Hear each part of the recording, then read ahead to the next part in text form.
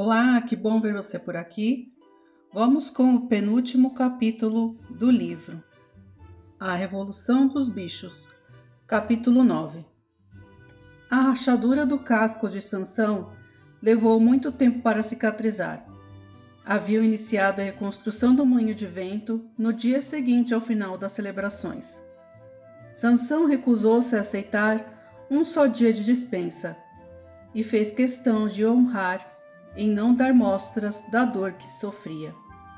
A noite admitia, em particular para Quitéria, que o casco realmente o incomodava muito. Quitéria tratava-o com infusões de ervas que preparava mastigando, e tanto ela como Benjamim diziam a Sansão que não trabalhasse tanto. Os pulmões de um cavalo não são de ferro, alertava ela. Sansão, porém, não entendia. Explicava, só tinha uma ambição: ver o moinho de vento concluído antes de aposentar-se. De início, quando as leis da granja dos bichos foram elaboradas, fixara-se a idade de aposentadoria em 12 anos para os cavalos e os porcos, 14 para as vacas, 9 para os cachorros, 7 para as ovelhas e 5 para as galinhas e os gansos. Pensões liberais se estabeleceram para os animais idosos. Até então nenhum bicho se aposentara, mas, ultimamente, o assunto vinha sendo objeto de frequentes conversas. Como o potreiro atrás do pomar fora semeado com cevada, dizia-se agora que um canto da pastagem grande seria cercado e reservado para os velhos. Para os cavalos, ao que se falava, a pensão seria de 2,5 kg de milho por dia. E no inverno, 8 kg de feno, mais uma cenoura ou talvez uma maçã. O 12º aniversário de Sansão seria no fim do verão do ano seguinte. A vida ia dura. O inverno foi tão frio quanto o anterior e a quantidade de alimento ainda menor. Novamente foram reduzidas todas as rações, exceto a dos porcos e dos cachorros. Uma igualdade por demais rígida em matéria de rações, explicou Garganta, seria contrária ao espírito do animalismo. De qualquer maneira, não teve dificuldade em provar aos outros bichos que na realidade eles não sentiam falta de comida a despeito das aparências. Naquele momento, de fato, fora necessário realizar um reajuste das rações. Garganta sempre se referia a reajustamentos, nunca a reduções. Mas em comparação com o tempo de Jones, a diferença para melhor era enorme. Lendo os dados estatísticos com voz aguda e rápida, provou-lhes com riqueza de detalhes que eles recebiam mais aveia, mais feno, mais do que na época de Jones, que trabalhavam muito menos, que a água potável era de melhor qualidade, que viviam mais tempo, que havia mais palha nas baias e que as pulgas já não incomodavam tanto. Os animais acreditavam em cada palavra. Para falar a verdade, tanto Jones como tudo quanto ele representava já estavam quase apagados de suas memórias. Sabiam que a vida estava difícil e cheia de privações, que andavam constantemente com frio e com fome, e trabalhando sempre que não estavam dormindo. Mas, sem dúvida, antigamente fora muito pior. Gostavam de acreditar nisso. Além do mais, naqueles dias, eram escravos ao passo que agora eram livres. E tudo isso, afinal, fazia diferença, conforme Garganta sempre dizia. Agora, muito mais poucas a alimentar. No outono, as 4 porcas haviam dado cria quase simultaneamente. 31 leitõezinhos ao todo. Os leitões eram malhados, e sendo Napoleão o único cachaço da fazenda, era fácil adivinhar sua linguagem. Foi proclamado que mais tarde, quando comprasse tábuas e tijolos, seria construída uma escola no jardim da casa. Por enquanto, os leitões seriam instruídos pelo próprio Napoleão na cozinha. Faziam seus exercícios no jardim e eram aconselhados a não brincar com os filhotes dos outros animais. Mais ou menos por essa época estabeleceu-se que quando um porco ou outro animal se encontrassem numa trilha, o outro animal cederia a passagem. E também que os porcos, qualquer que fosse seu grau hierárquico, teria o direito de usar fitas vermelhas no rabicho aos domingos. A granja tivera um ano bem sucedido, mas faltava dinheiro. Era necessário comprar tijolos, areia e cal para a escola e economizar outra vez para a maquinária do moinho de vento. Além disso, havia ainda necessidade de querosene para os lampiões e vela para a casa, açúcar para a mesa de Napoleão. Ele o proibira para os outros porcos, dizendo que engordava. Todo o suprimento normal de ferramentas, pregos, carvão, arame, ferro velho e biscoitos para os cachorros. Venderam uma meda de feno e parte da colheita de batatas, e o contrato de fornecimento de ovos foi aumentado para 600 por semana, de forma que as galinhas naquele ano mal puderam chocar um número de ovos que as mantivessem no mesmo nível. As rações já reduzidas em dezembro sofreram nova redução em fevereiro e foram proibidos os lampiões nos estábulos a fim de economizar querosene. Os porcos, entretanto, pareciam bastante bem, pelo menos ganhavam sempre alguns quilinhos. Uma tarde, em fins de fevereiro, correu pelo pátio proveniente da cozinha um cheiro gostoso, suculento, quentinho como nunca. Os animais haviam sentido antes. Alguém disse que era cheiro de cevada cozida. Os bichos farejaram avidamente o ar e ficaram a pensar se não seria algum fervido para o jantar. Mas não apareceu fervido nenhum no jantar e no domingo seguinte foi comunicado que toda a cevada passaria a ser reservada para os porcos. O campinho junto ao pomar já fora semeado com cevada, e logo transpirou a notícia de que cada porco estava recebendo diariamente a ração de meia garrafa de cevada, sendo que Napoleão recebia meio galão e era servido na terrina da baixela de porcelana.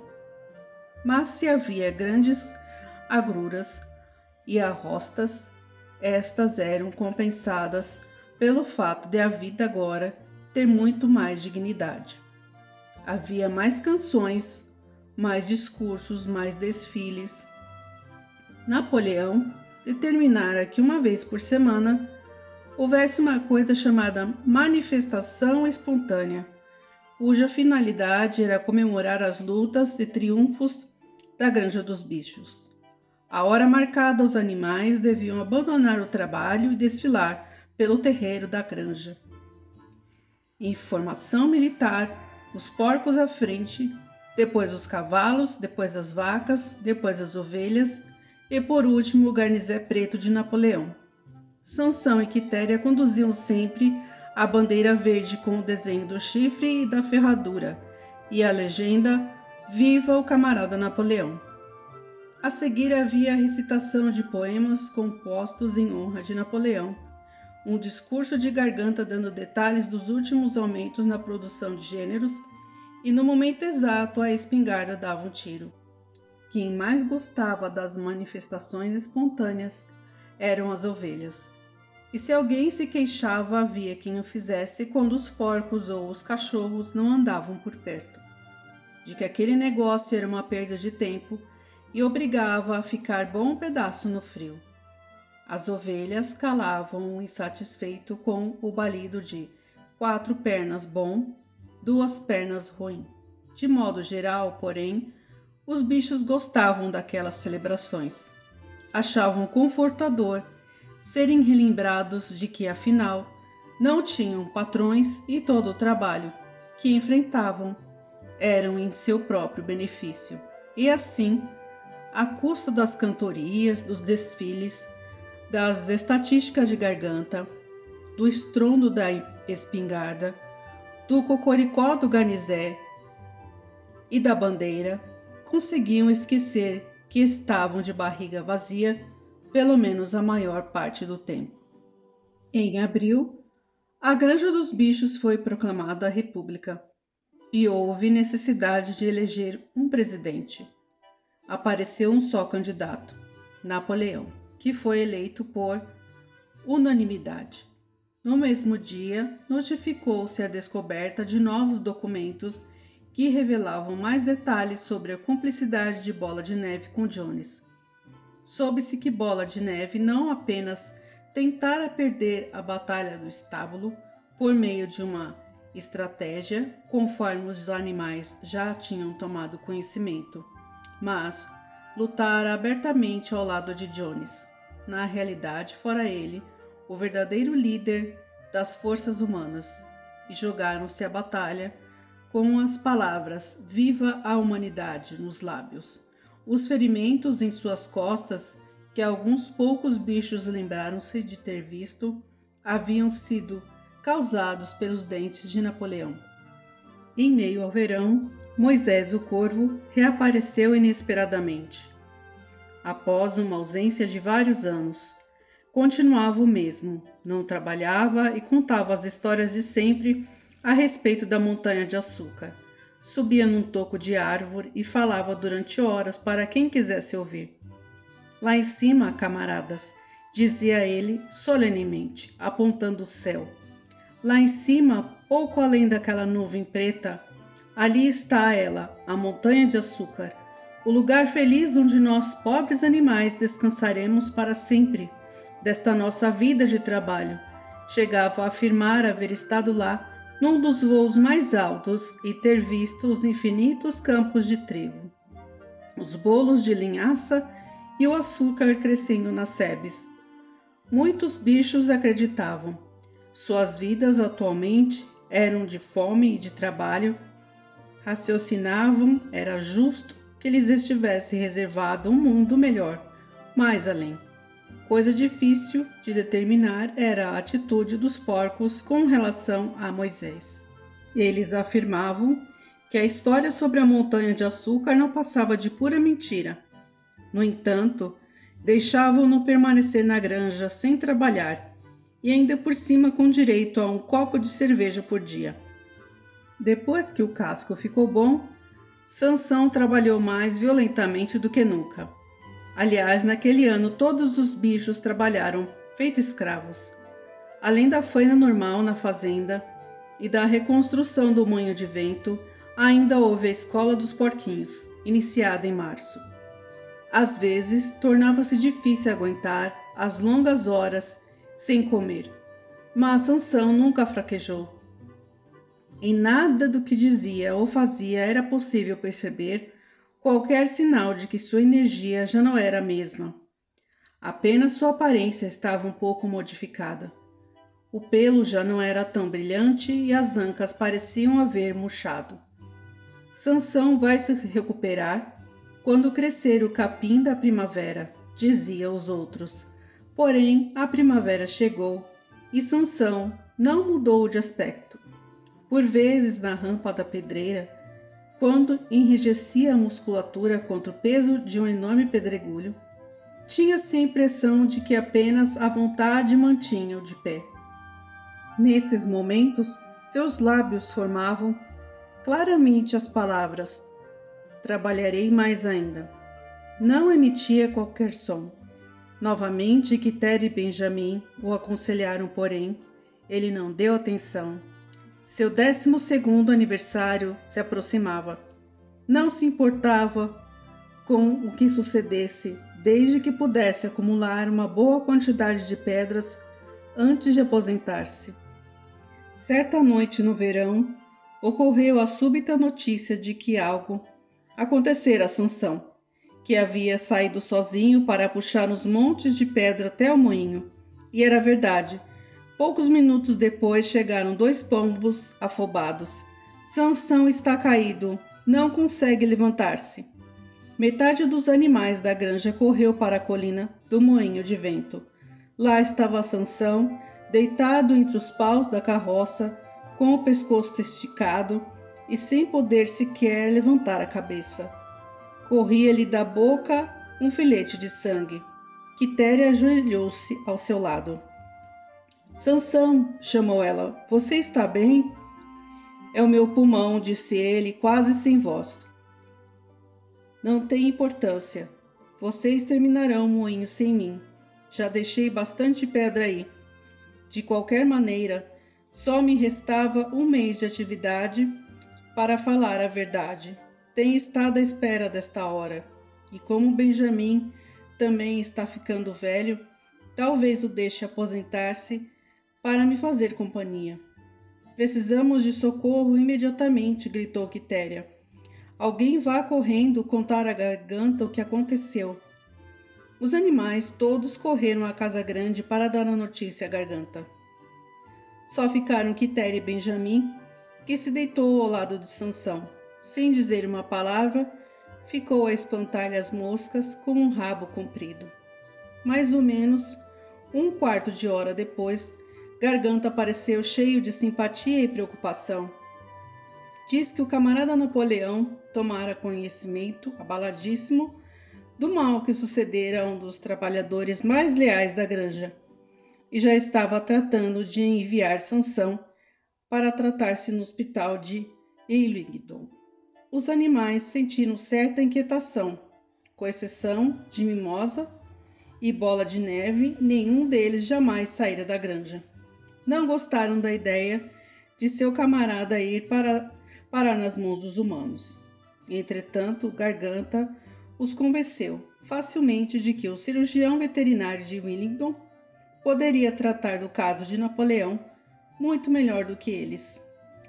Cerca de meia hora mais tarde, quando Sansão já recuperara um pouco, conseguiram-lhe pôr de pé e ele cambaleou de volta até a baia, onde Quitéria e Benjamim lhe haviam preparado uma boa cama de palha. Durante os 2 dias seguintes, Sansão permaneceu na baia. Os porcos enviaram uma garrafa contendo um remédio cor-de-rosa encontrado no armário do banheiro. E Quitéria serviu a Sansão 2 vezes ao dia após as refeições.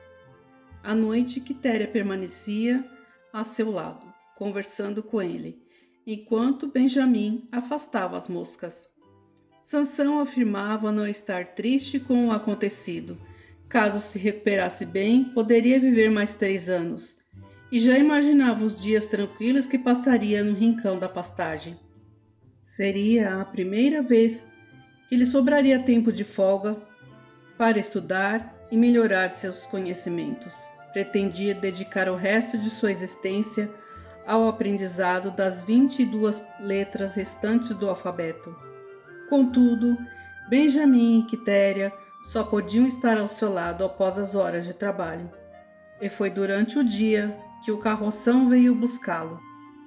Os animais estavam na lavoura, semeando nabos sob a supervisão de um porco, e ficaram admirados ao verem Benjamim a galope, vindo da direção das casas da granja ao encontro deles, zurrando feito louco.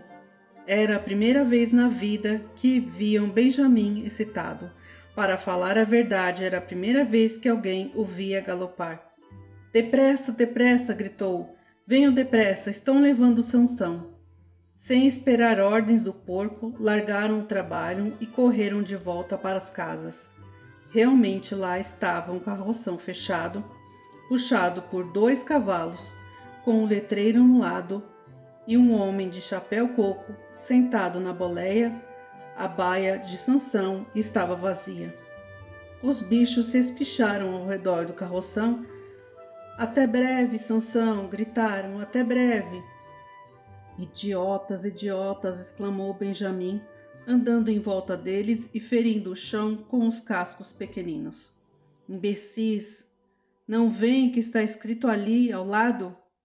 Isso fez calar os animais, e ouviu-se um pss.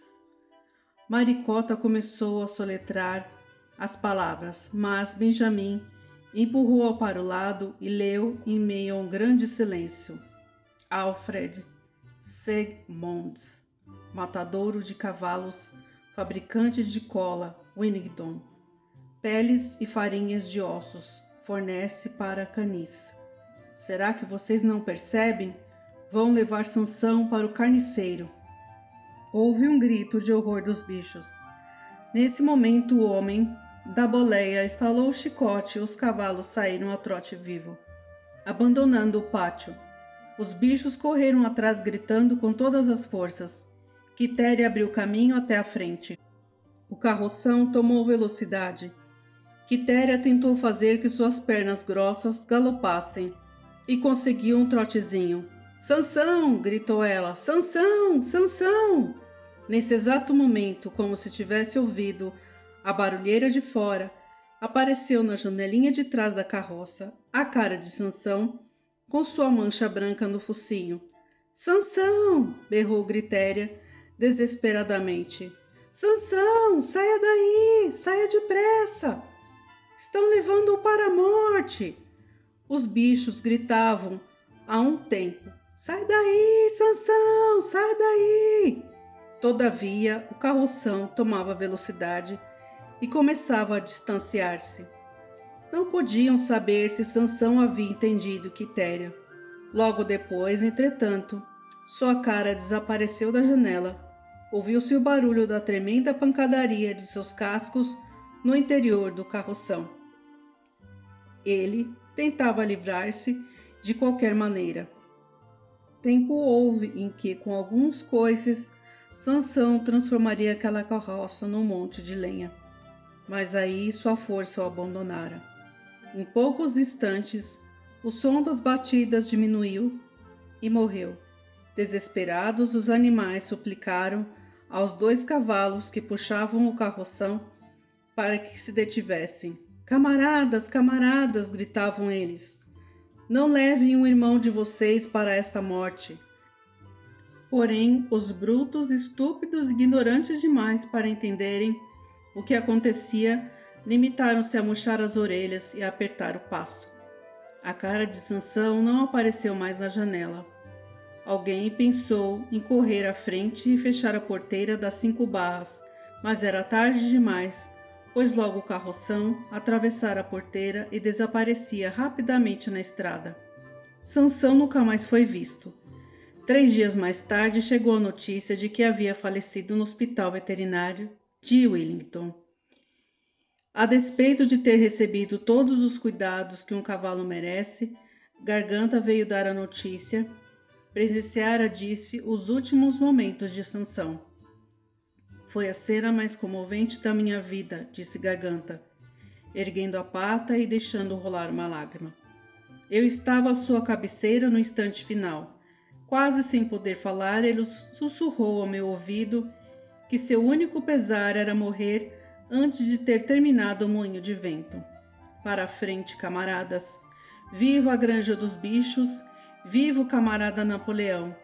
Avante em nome da Revolução, Napoleão! Tem sempre razão. Estas foram suas últimas palavras, camaradas. A seguir, os modos de Garganta se transformaram. Caiu em silêncio por um momento e seus olhinhos deram miradas suspeitosas para os lados antes de prosseguir. Chegara a seu conhecimento, disse ele, que um boato idiota e perverso circulara por ocasião debaixo de Sansão. Alguns animais haviam notado que na carroça que transportou Sansão estava escrito matadouro de cavalos, chegando à conclusão de que Sansão estava sendo mandado para o carniceiro. Era quase inacreditável que um bicho pudesse ser tão estúpido. Com certeza, gritou ele, indignado, sacudindo o rabicho e dando pulinhos. Com certeza, todos conheciam seu amado líder, o camarada Napoleão, não? A explicação era muito simples. A carroça pertencera antes ao carniceiro.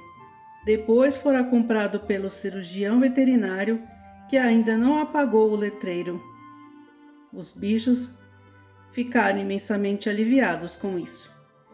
E quando Garganta continuou dando detalhes sobre a câmara mortuária de Sansão, o extraordinário cuidado que recebeu e os caríssimos remédios que Napoleão mandara comprar sem olhar o preço, desapareceram suas últimas dúvidas e a tristeza pelo camarada morto foi mitigada pela certeza de que pelo menos morrera feliz. O próprio Napoleão apareceu no encontro do domingo seguinte e pronunciou uma singela oração em memória de Sansão. Não fora possível, explicou, trazer de volta os despojos do lamentado camarada para o enterro, porém dera ordem para que se confeccionasse uma grande coroa com louros do jardim e enviara para ser colocada no túmulo de Sansão. Anunciou que em alguns dias depois os porcos pretendiam realizar um banquete em memória de Sansão. Napoleão finalizou seu discurso relembrando as duas máximas prediletas de Sansão. Trabalharei mais ainda e o camarada Napoleão tem sempre razão. Máximas disse que cada animal deveria adotar para si próprio. No dia marcado para o banquete, chegou de Wellington a carroça de um armazém e desembarcou na casa grande um engradado de madeira. Naquela noite ouviu-se uma alta cantoria, seguida de algo que parecia uma discussão violenta e que terminou cerca de 11 horas com uma tremenda barulheira de vidros quebrados. No dia seguinte, ninguém se levantou na casa grande até o meio-dia, e correu uma conversa de que os porcos haviam conseguido, não se sabia de que maneira, dinheiro para adquirir outra caixa de uísque. E o capítulo de hoje vai ficando por aqui. Inscreva-se para não perder nenhuma novidade no canal. Um abraço.